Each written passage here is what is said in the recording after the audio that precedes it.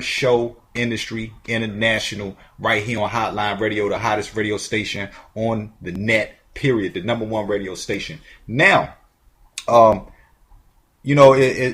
happy we get to start this week out with a wonderful, very wonderful as well, busy, multi-talented, special guest with us today. She's always working hard, bringing us different forms of entertainment. She's great at a few different crafts, as a matter of fact. And without any further ado, we would like to welcome actress Jannetty to the show. How you doing, Jenny? Hi, I'm doing well. How are you? I'm doing excellent, as a matter of fact. Everything's great. It's a little bit rainy in our neck of woods, but it's cool. It's good because it makes it just relax, and we can start that week out peaceful, you know? Oh, yeah. Yeah, absolutely. So, all right, Jenny. So, a few different ways that we could start, but because you're into the acting, you're an actress, you're doing some wrestling, and you're also involved with some photography, modeling ventures, just a few different things. But to kind of jack of all trades. I know, right? That's what's up. It's good to stay busy. But to start out, where did this all come to light for you? Like, which one did you choose first? Just what was your first foot in the door in this whole industry, entertainment industry in general? Oh boy. Well, I did a lot of drama and theater and stuff in school. Okay. And I grew up in Hawaii, so I'm talking about out overseas. Okay.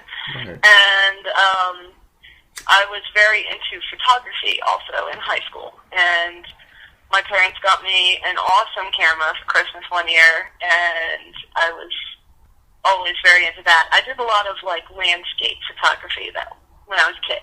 Okay, so you was getting the hills and just the beauty of nature. Well, I took a lot of pictures of flowers and stuff too that I actually sold to a couple of postcard companies.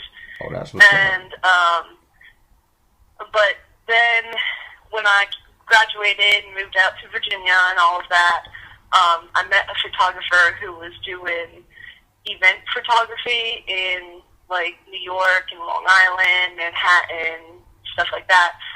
He did a lot of weddings and bar mitzvahs and stuff like that. So I started traveling with him and working as a lighting assistant and a secondary photographer. Okay. And at one point he decided that he had had enough of the craziness of weddings and whatnot, so he wanted to get into fashion photography, and the two of us signed up for this seminar in New York where you go in and they teach you the difference between studio shooting and event shooting, lifestyle shooting and all of that stuff. And because there are differences. Okay, so yeah, I was just going to say that. When we went to do that, there's all these professional models running around because, the photographers need something to shoot. And people kept trying to pull me onto a set, and I was like, dude, I have a camera in my hand. I'm not a model. I'm a photographer, Right. Well, finally, the guy who was running the seminar, he came up to me and he was like, look, I'll give you your money back for being, because it was $300 to go to this thing. Oh. He was like, I'll give you that back, and, we'll get you copies of all of these pictures if you just let them shoot you. What? And get your money back. Everybody wants to shoot you. Right. Dang. So I was like, okay, why not? It's kind of fun. And I put up a profile, and this was 5 years ago or so.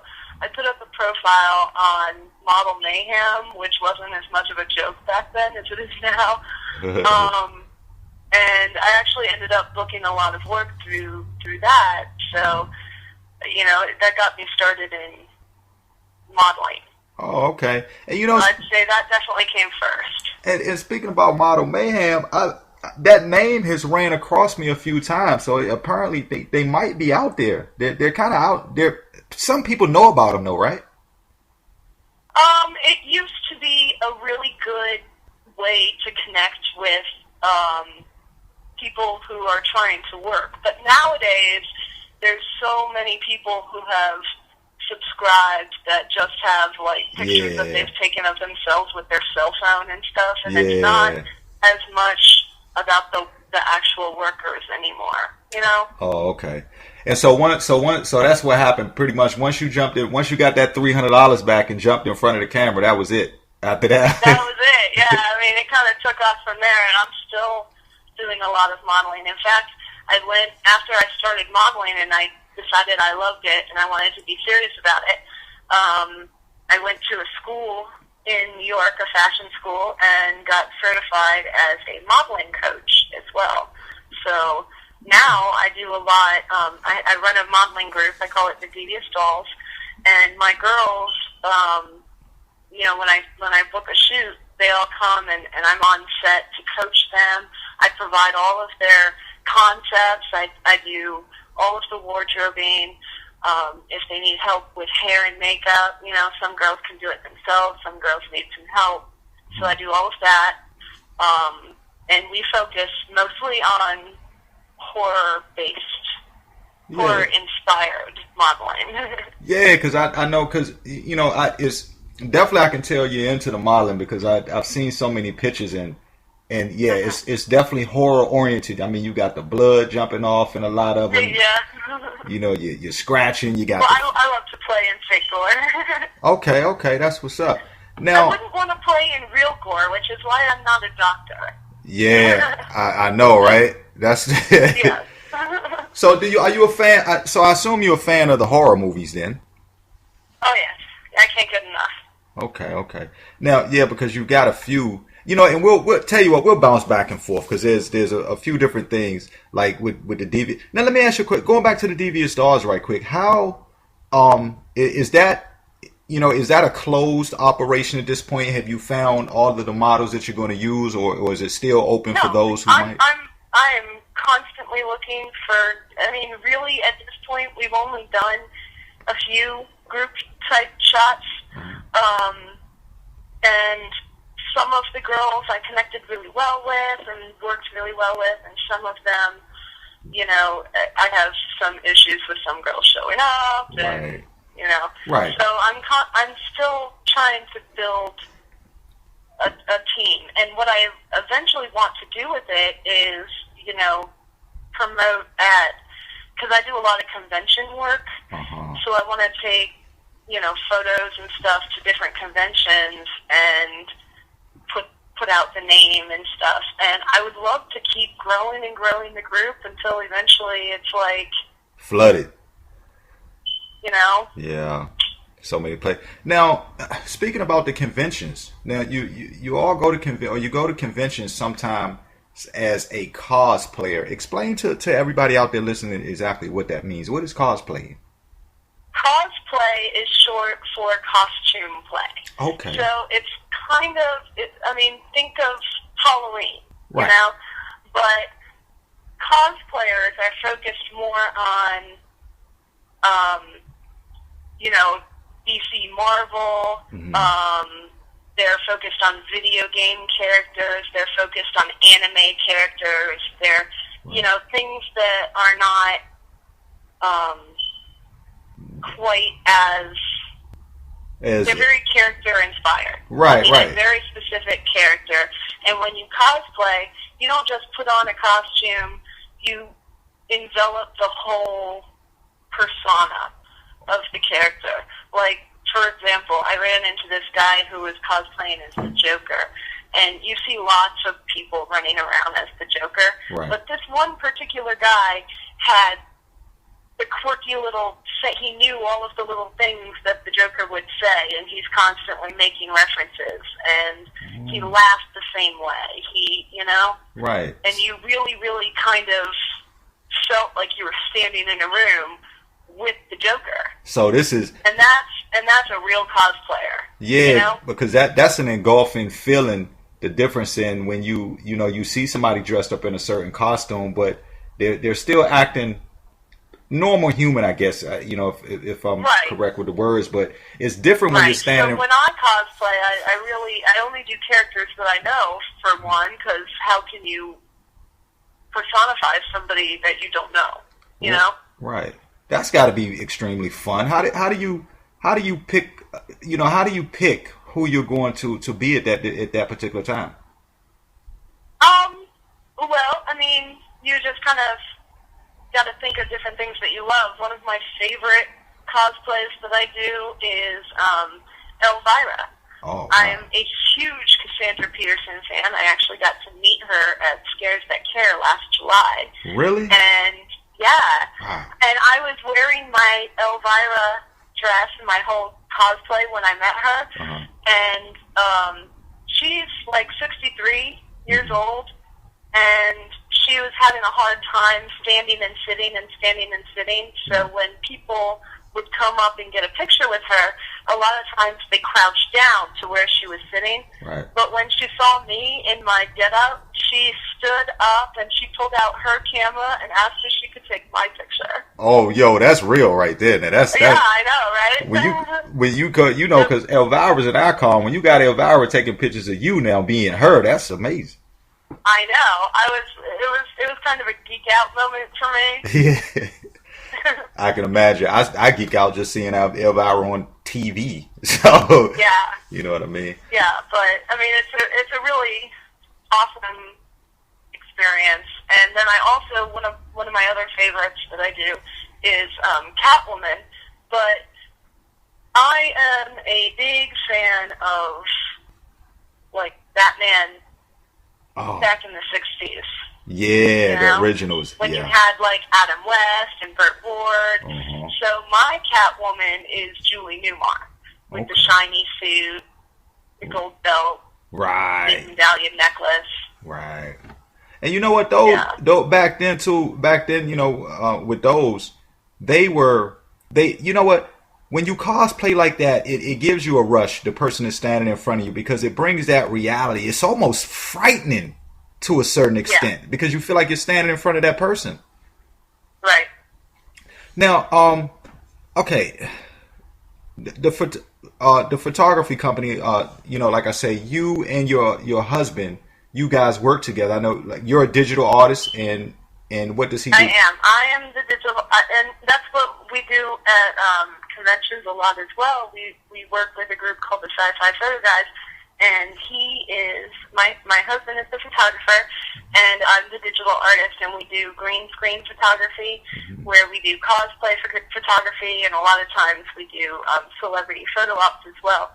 Oh, but we have incorporated those skills into the devious dolls. So the last photo shoot we did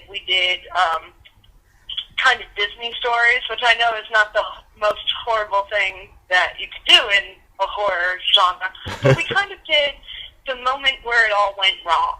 We had Snow White biting into the poisoned apple, and we had Alice falling down the rabbit hole, and so what we did is we shot all the girls on the green screen, and I incorporated actual backgrounds, like from the Disney shows and things like that, into the photos, and I thought that they came out really well. Oh, okay. Now, it's some of the conventions, again, because, just for the fact that some of them, or a lot of them are, kind of in the horror, you switch them around to the horror element. Is it still kid friendly, or are these mostly geared towards the adults? No. All of my photographs are Facebook, children, and grandmother friendly. Okay. You can show them to anyone. Okay. Now that must be good, because that's exciting for the for the children. We do not focus on nude photography or anything like that. If somebody comes to us and says, "Hey, I want to do this set for this specific website, or for my boyfriend, or for whoever," we would do that for them. But that's not one of the things that we ask for out of the modeling group. Okay. Now, something else that you do, which is just exciting to everyone, and it has been for the longest time now, the AIWF, the Wrestling Federation. Now, let me ask you. Now, I have to ask you this: Are you in the ring sometimes wrestling as well?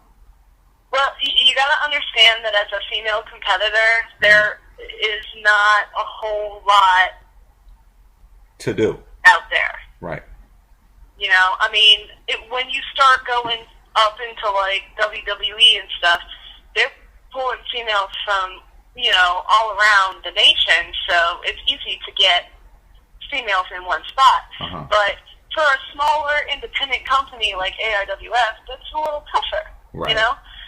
So there is actually a transvestite that I have had some back and forth with, who, you know, bless his heart, he's going through all of the things that it takes to actually become a woman.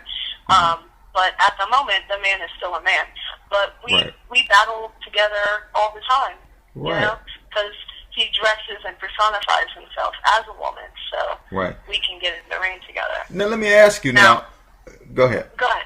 I was going to say, now let me ask you, you know, because I'm sure some of these moves that you guys, if not all these moves that you all are doing, they're hard to do. There's nothing easy. It's a really physical aspect to doing this.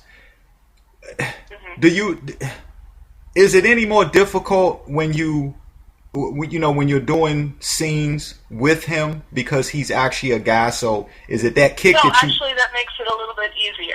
So he knows how to hold back and not hit you with that man. The man has man muscles. So, you know, when we're doing something where, you know, say I've got to jump up and attach myself to his shoulders or something, he can support me. Right, but he's not hitting you. I mean? He's not hitting you accidentally too hard, and then be like, "Oh no, I'm." One of the first things that you learn when you go to training for wrestling, and you know, I wouldn't suggest anybody getting into the ring ever without going to training. But one of the first things they teach you is how to throw a punch without destroying your opponent's face. Yeah, I bet that's got to be one of the 101s, right? Yeah, well, the first thing they teach you is how to bump. Right. But then, shortly after that, how to punch. Okay, so it's getting into it. Now, all right. Now, you're all over, like you know, the acting, all right? Matter of fact, I'm just going to jump right into one of these films and just go into that. MILFs versus Zombies, okay? Oh, yeah. When I heard that title, I had just done a movie with the group that put that out. They're called Fuzzy Monkey Productions, and I had just done one with them called Ghoulish Tales. Right. And you know, then I heard about the MILFs versus Zombies, and I called the director, and I was like, "You have to get me in on this." Right. You know, just based off the name. Right. The name is so catchy, and it is. And the film itself, right? Because hey, you know, it speaks for itself. But now the film is also, it's not just there's actually some comedy in there. Like a person can really watch this film and enjoy some good jokes in there too. It is low budget B-rated horror at its finest. Right. You know? I mean, we're talking, think Attack of the Killer Tomatoes, think Killer Clowns from Outer Space, that kind of level of cheese. Right. Yeah. Which makes it good. But in the best way. Yeah. I mean, that kind of stuff, I love those kinds of movies. And you know? I do too, and we all do. That's what's amazing. And you played Stacy, if I'm correct. You played. I do. Your character plays Stacy. Which was very confusing because another girl played Jenny, and so sometimes the director is calling us by the girl who played Jenny in the movie is Andrea. That's her real name, and sometimes he would say Andrea, and sometimes he would say Jenny when he was talking to her.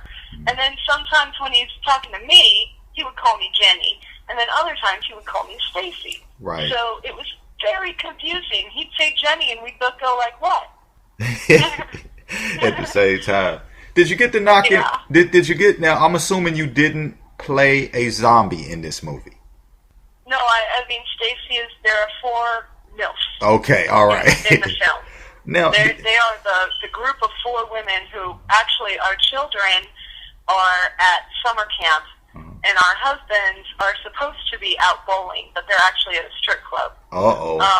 when all of the zombie, so we're sitting around the living room having like girls' night, having a few drinks and stuff when the zombie apocalypse actually happens. So throughout the whole movie, we're trying to get to our kids. So you never actually see our kids. Oh, okay. Now, did you? You know? Did you get to knock off any? I'm assuming did you knock off any zombies in this one? Oh, I was an awesome zombie killer. There's only one MILF who did not kill any zombies, and she is a very, you know, when she sees one of us kill a zombie, she's like, ew, gross. You know? There's always that one. Yeah, so we did have that one in the group, but that was not me. In fact, as a wrestler, they had me a couple of times. I did wrestling moves to kill zombies. Like at one point, I had to spear a zombie. Oh wow! And another one I did a big chop, and then I head rammed him into a building, and it was very interesting. And with Ghoulish Tales, as a matter of fact, you're speaking about that. In that role, you played Christina. That was 2014. Was that, you know, when you talk about ghouls, what kind of was that? Ghostly or? Well, the premise of the whole film is a babysitter telling horror stories to a child. So, oh wow. There are actually 3 stories within the movie, and The Break-In is the title of the segment that I was in, and that is the second segment, the second story that she tells the child. Oh wow. And I am the monster for that one. For that story, I am the vampire. Uh-oh. There you with the fangs and the biting and the blood again. A hooker vampire, no less. Okay. Now, when you know, here it is. Now, you are in your field. The roles that you play, as you say, you love that. You know, you love being that type of character. Have you? Do you feel as though you've reached, you know, not like the height of your career, because I know you always want to go further. You've been successful in so much, but I know you want to go further. But when it comes to a character that you would like to play, like that one evil or that one neck biter or blood drawer, what villain or what criminal or what monster could you see yourself playing that you haven't been able to play yet or haven't chose to play yet? Oh, well, I don't know. That's kind of tough. I mean, there's a lot, probably, right? Yeah, there's so much. My ultimate dream, honestly, the role that I would just die for, I want to do a really awesome, kick-ass musical. Really? Yeah, because I can sing. And I love to sing. I go karaoke singing every week. Oh, man, I didn't know that. Okay. Yeah. So I want to do, like, an awesome musical, like Little Shop of Horrors, or, like, the Rocky Horror Picture Show, or, you know. Right. And something awesome and fun, but still where I get to sing. Right. And, you know, that's something that a lot, you know, we used to see those a lot more often, as a matter of fact. And you know, like you say in reference to Rocky Horror Picture Show, I think we used to see those, and maybe I'm not quite as caught up with it as I should be, but there are not many of those out nowadays. It'd be good to have a good turnaround. No. The recent musicals that we've had have all been like pop-style musicals, you know? Yeah. I don't know. And there's nothing wrong with that, but I would love to act in something that mixed my 2 passions. So I'd really prefer to do like a horror-themed musical. Now, has there ever been a role? And you're good at what you do, so that, you know, not when I ask this question, I don't mean hard to do as in not capable of doing, but has there ever been what's been your most challenging role so far? Oh, my most challenging role. Yeah. I would say, I guess that's, you know, the fact that you love to play them all. I know you go right into characters, so that's probably a hard question. I'd say probably the role that I'm working on right now would be my most challenging, because I play this I'm working on a movie called Family Property 2. Oh, is that with Derek? And yeah, I actually star in this movie. Yeah. I am Sarah Carter, psycho killer. You know what? Backwoods psycho killer. You know, and sorry to cut you off, but you know, first I want to say big shouts out to Derek Young as well. Oh yeah.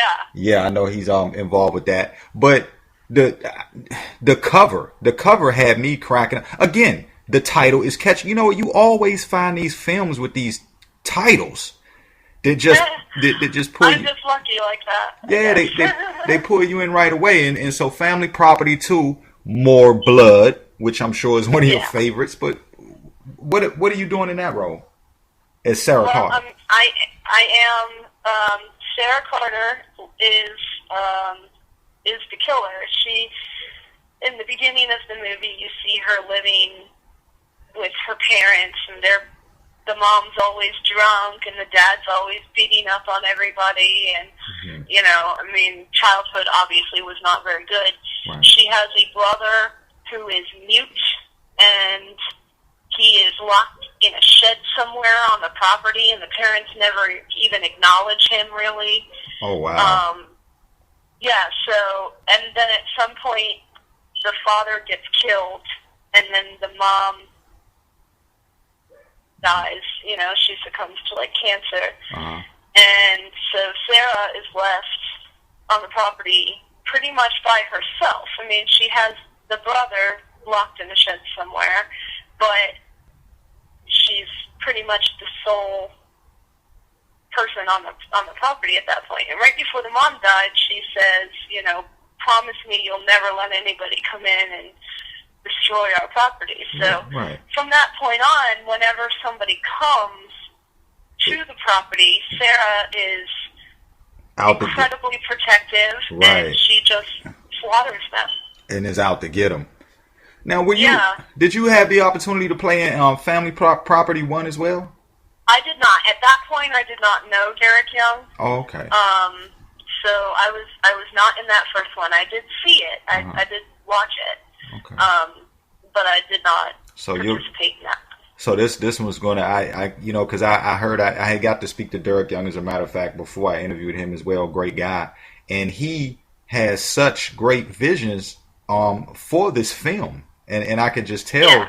Yeah, I can just tell this. Oh, yeah. He's been really excited about, like, a lot of this stuff. Now, we did have some, you know, there's always some slight issues. There's a couple of things we have to, you know, he plans to be done filming by now, but there's a couple of things that we have to go in and reshoot. And because of, you know, we shot a lot last year when there was still foliage on the trees and stuff. So now we got to wait.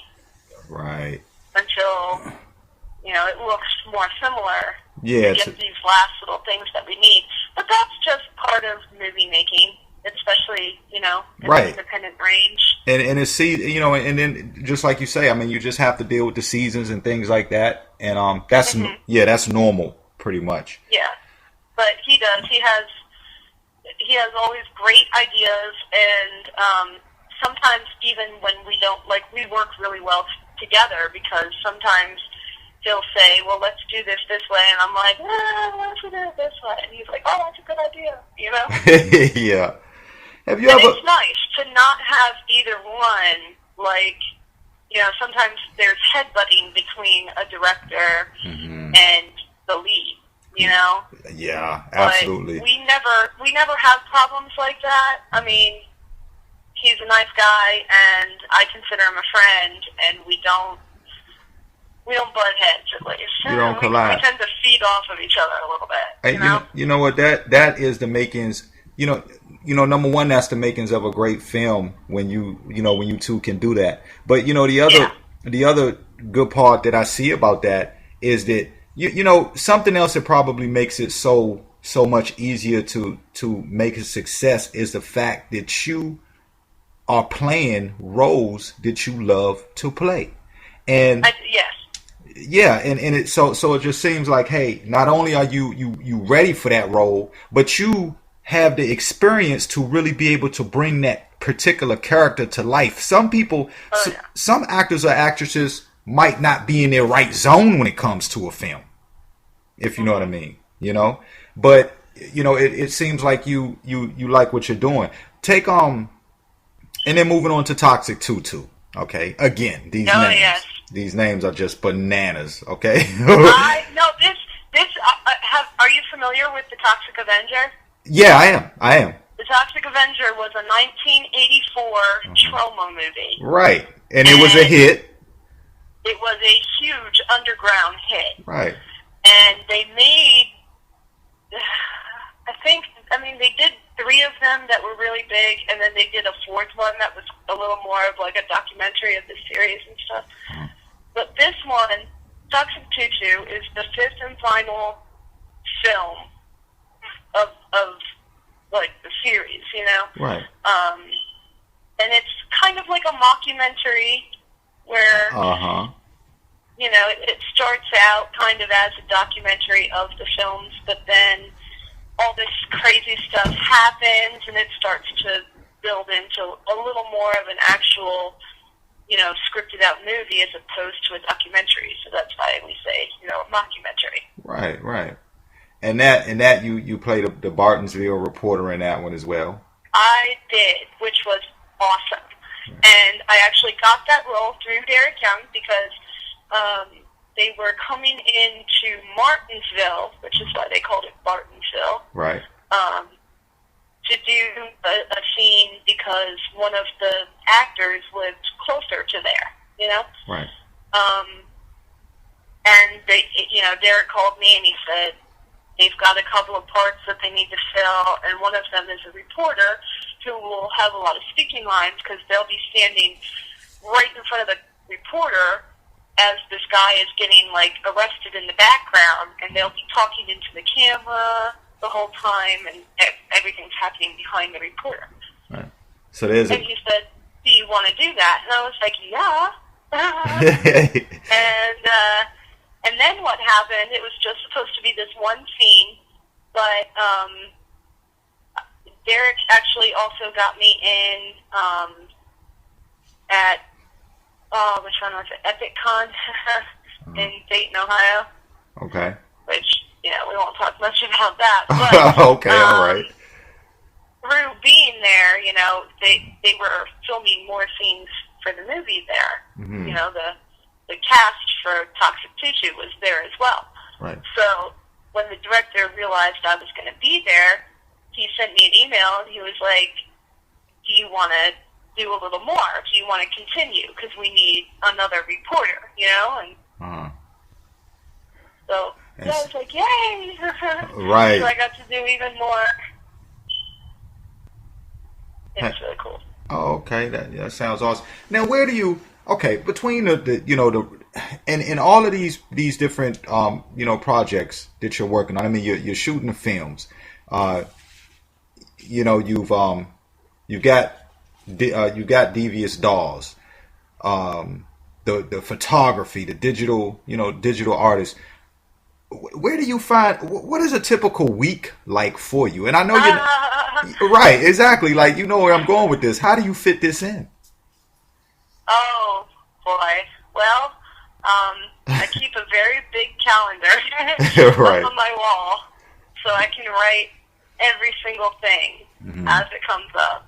Make sure that I'm not double booking myself. Make sure that I'm not, right, running myself in circles, I guess. But I take as much as I can, as much as my schedule will allow. And then when I'm scheduling my own things, like a Devious Doll shoot or something, I just do it around everything else, Okay. A lot of times I end up doing photography shoots on Sundays because not a whole lot else goes on a Sunday. Yeah, makes sense. Yeah, you know what? So, I used to try to do that too. I started, and I'm glad you can make it happen because I started to think that way myself. I was doing so much, and I said, okay, you know what? I'm going to start using Sunday because I'm not doing a lot on Sunday. And before I knew it, Jenny, my Sunday had too much going on in it. Yeah. Well, a lot of times when I go to a convention, those tend to be like Friday, Saturday, Sunday things. So I'll be out of town, Right. But I might do 2 conventions in a month, and that takes up 2 Sundays, and the rest I can book something else. You know what I mean? Yeah, you just kind of, you kind of spread it out. And I gotta always play with that calendar. That's my calendar is my most important thing. Yeah, that's very true. Going back and forth with that, and you cannot, and without it, you just tend to forget dates. I do that all the time. Like, I've seen times where I've booked like 3 things on one day, and I'm like, oh my goodness. I know, and then what do you do? Like, you're letting somebody down, no matter what. And that's what the problem is, especially in our businesses like ours. What we do, it definitely involves other people. So it's like, okay, like, and you can't pick and choose, Well, one thing that I have going for me is I'm incredibly organized. Mm-hmm. I am a little bit anal retentive when it comes to keeping my schedule, So, I've been in entertainment for 5 years, and I don't think, I cannot remember a time where I double booked something. Oh, well, you're doing great. There have been times where 2 things have asked for me on one day, and I tell one yes, and I tell the other one, I'm sorry, I took something else. Right. But I've never told 2 people yes. You know what you're doing? And had to turn around and tell somebody, oh, my bad. Look, that my bad that's a real one in this industry right there. Yeah. Right? Because everybody's running around, the people that you might say that to, everybody's so cordial and everybody's like, okay, no problem, but like deep inside they're like, damn, you know what they're really thinking. See the next time I use you. Yeah. Yeah. Not calling that one back. Right.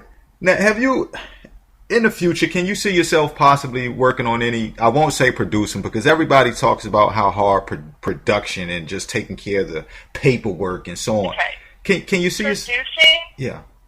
Producing is not the same thing as directing. That's what I was going to say. Can you see, I leave producing out, so can you see yourself directing one day in the future? Actually, Uh-oh. I'll tell you, and I haven't really talked about it much yet. Okay. But my husband and I are currently in the market for a new camera because the one that we have is for still photography. It does not have a jack for a microphone boom, so all it has on it is the internal microphone, which sucks. Right. Yeah. Yeah. So we are currently looking for a new camera that has a microphone boom jack, so you can plug one in, and then we want to get started on doing a few of our own films. And we have 3 or 4 ideas where I have a notebook that I'm constantly making little notes in and stuff. I carry it with me everywhere. But we have 3 or 4 ideas for original films, but we're going to start with a fan piece. And for a couple of reasons. Number one, it's already scripted out. I went online and I bought a script of this entire episode that we're going to redo. Oh, wow. And, it's all laid out how it should be done. So we'll get the chance to see how somebody who knows what they were doing already did it, Right. And also, you can't sell a fan piece or whatever, but just if you even put it up on YouTube or something, you can kind of get the feel. Yeah, and you can tap into. Right. You can build a little bit of your own fan base, because if you do a good job with it, then all the people who love the show are going to be drawn to you. Exactly, and they're coming back for more. And they're like, okay, what are you working on next? Right, so then when you do your own original thing next, if you can do it just as well, you're in, you know? And you know what? I can see Listen, just with the creativity. Listen, I tell you what, and you're in the right. You're definitely. And look, this is just my. Here I am giving an opinion, like it counts for movie making, right? But I think it counts. But I can. You know what? I can see. See, listen. There's so much characterization. Like there's so much character in what you do already. You know what I mean? That I can see when you bring this. Let me ask you, and this is without giving away any of your ideas, because I know you're going to take that script and you're going to put your pieces and twist it and turn it to suit exactly how you want it. Now, right. With doing that, would you, because I can see you, like, okay, take the cosplay for instance. I can see you taking that and turning it into something that we all know and love, but that we haven't quite seen before. So it's going to have that, right, it's going to have that special twist to it. And that just within itself just seems exciting. And I think that you guys will be able to pull that off. Is that a direction that you might go in? Oh, yeah.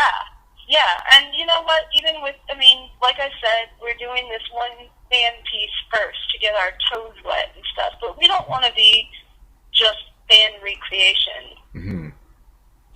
That's not what we want to do. We want to do our own films. So, right. We're only doing the one right. fan piece. And after that, everything will be completely original. I've been writing all of my ideas. We've got premises down, and I've even started on working on scripts for a couple of them. Mm-hmm. Now, okay, going back to the films, another catchy title, all right? And I'm not sure if you're still working or this is to be released in maybe 2015. And if you can even talk about it, because I know that sometimes you can't give too much away with these films that you're on, but My Ex-Girlfriend's The Serial Killer. What my ex-girlfriend, The Serial Killer. Yeah, like, Yes. That one, actually, I was just cast in. I'm not even sure yet when we will actually be filming. What I was originally told was that we would be filming sometime in January. But I recently contacted the director, and the Indiegogo has not done as well as he hoped, so things have been delayed while they wait on more funding. Right. So, Indiegogo, everybody, My Ex-Girlfriend, The Serial Killer. Let's get this rolling. Yeah, absolutely, right. And I will be playing the main character as far as what I've seen of the script is like a detective or something. Mm-hmm. And he has a wife who at some point in the movie he comes home and she is screwing a woman. And she basically tells him, I'm a lesbian now. I never loved you anyway. Get out. I hate you. And the rest of the movie, he leaves and he's devastated. Went crazy. At that point, but over the course of the movie, he finds a new girlfriend.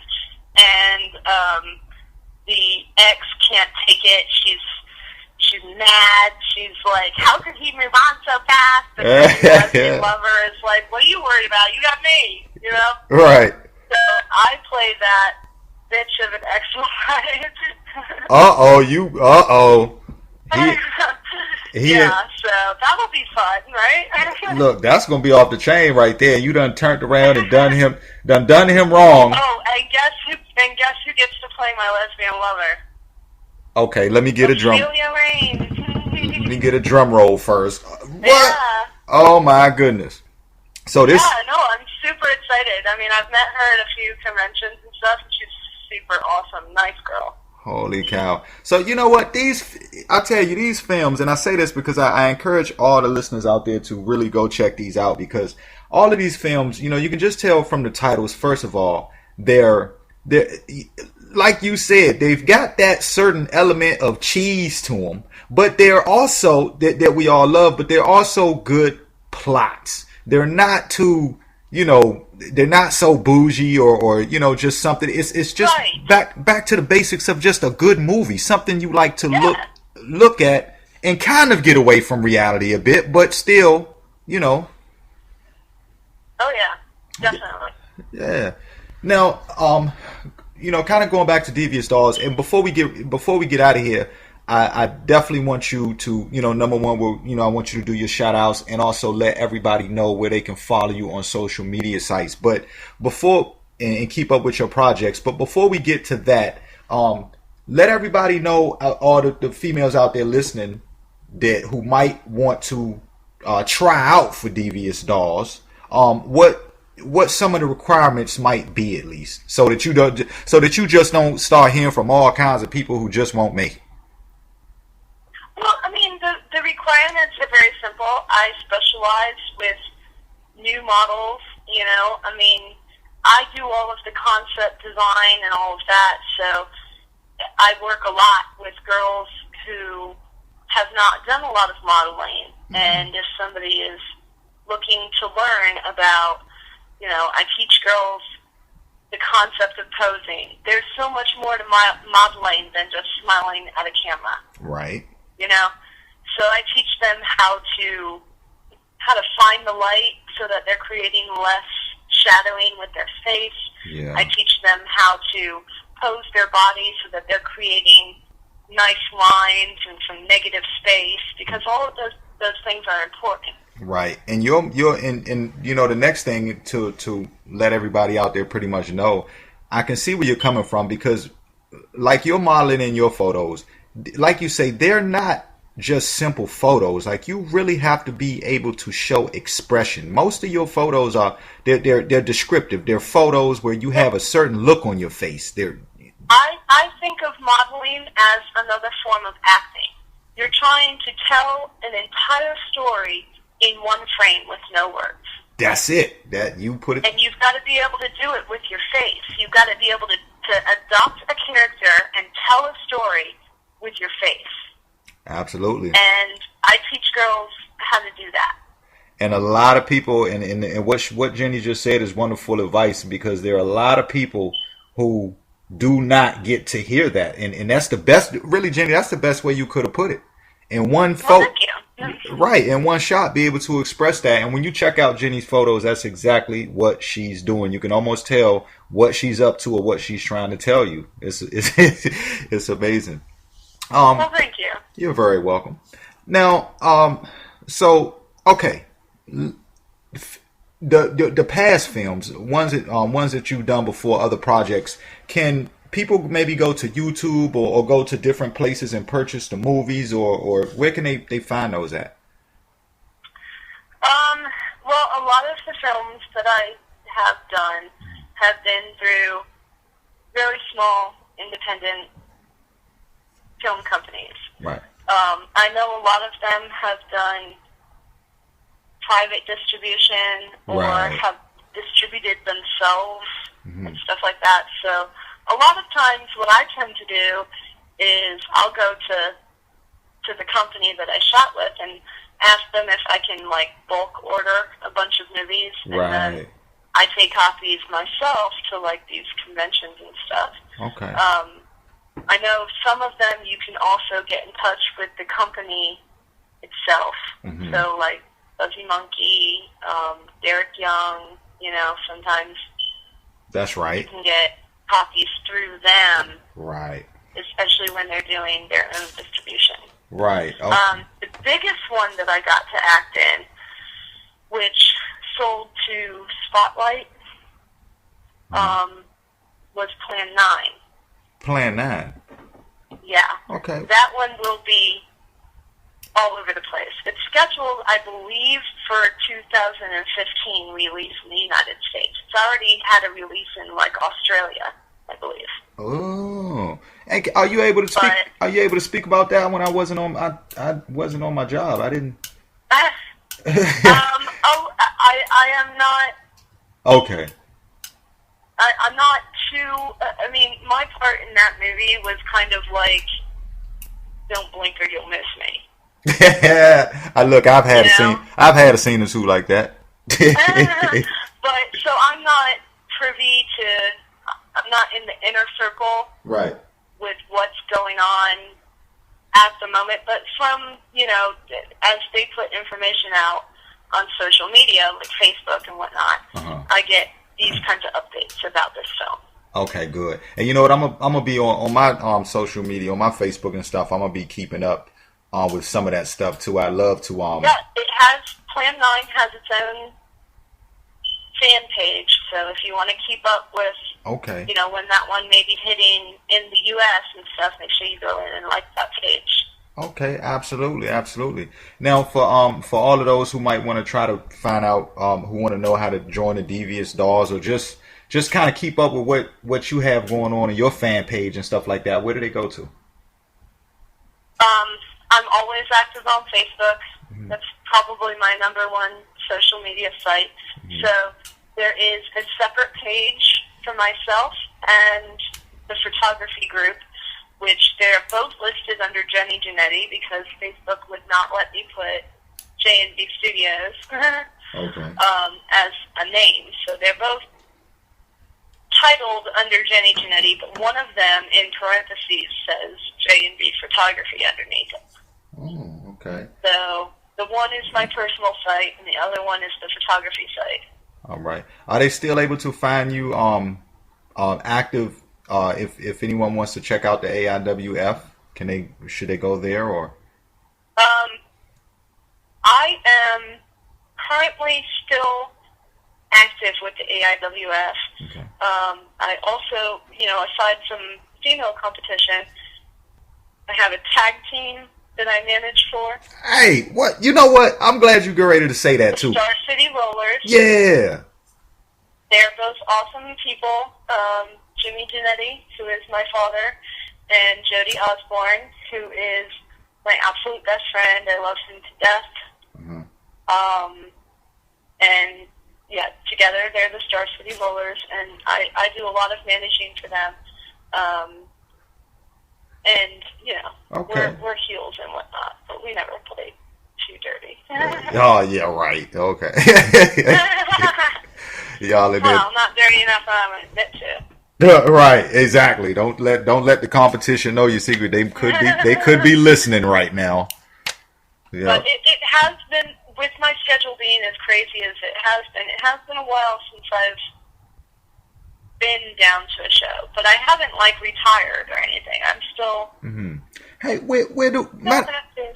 As a matter of fact, what town, city, or state? Where is that located at? If for those who want. AIWF Mid-Atlantic is located primarily out of Mount Airy, North Carolina. Oh. But they do also have several surrounding towns that they work out of, such as I know actually they are looking to branch into Princeton. Is it Princeton, West Virginia? Okay. I believe. All right. It might. And well, either way, West Virginia. Yeah. And there's several other towns in North Carolina that they have run shows at. So they're kind of in, just that general location. But AIWS has 22 or 23 branches across the United States. Oh, wow. Well, So actually, that's what it stands. It stands for Allied Independent Wrestling Federations. Okay. So okay. It's all these different independent wrestling groups that are allied together to create one coast-to-coast company. Oh, you know what? So and you can actually, as part of AIWF, you could travel to other locations and work. Right. And other branches of the family. Right, and just kind of move around, and possibly if you're on a team, if you're wrestling, and you can go and wrestle the competition in the other state or city or whatever. Yeah. Okay. Now that doesn't happen very often because a lot of people find it difficult to travel too far. Right. But we have had some wrestlers who came to us from Florida. Mm. Or, other places like that where there was a different branch of AIWS down there. Now, you know what, Jenny? When you guys have a match coming up, because I'm in NC now, as a matter of fact, myself. When you all have a match coming up, you and your team, the Star City Rollers, or you're in the ring, I love to come down there and get stand right there with the microphone and get an interview right on the spot with you guys. That would be amazing. And I'll tell you, Jody does some acting as well. In fact, he was the one who got me in on the Plan 9 movie. And that was the first movie I ever did. All of my acting and whatnot would probably not have happened if it wasn't for him. And it would be really cool if we could include him in one of these interviews. So if we were able to do one right in the ring, that would be really cool because he could get in on that too. Hey, yeah, that's going down. I'm absolutely with that. You make sure y'all have my back though. Don't let the other side come hit me with a chair. Oh no, we're not gonna let nothing happen to you. You'll be under my personal protection. All right, that's what's up. I'm glad to hear that. I'm happy to hear that. Listen, Jenny, it's been a humongous pleasure talking to you, and we look forward to all your upcoming ventures, and we wish you continued success in everything you do. I'm going to. Thank you. I know me personally, and I want everybody out there to also do that too. I'm going to look up and find some of these movies. I'll contact you. I'll also contact Derek. And also look up AIWS on YouTube, and you'll see a lot of the stuff that I have done over the years. Yep. Because they have a YouTube channel. And go check all of that stuff out. I've been snooping around there already too, Jenny. I've been checking it out, and those guys are getting it in there too. Getting it in on there too, looking really tough. As a matter of fact, man, there's some tough dudes on there. Oh yeah, I've actually gotten in the ring and got up in the guys' faces as much as the girls. So I'm tougher than I look.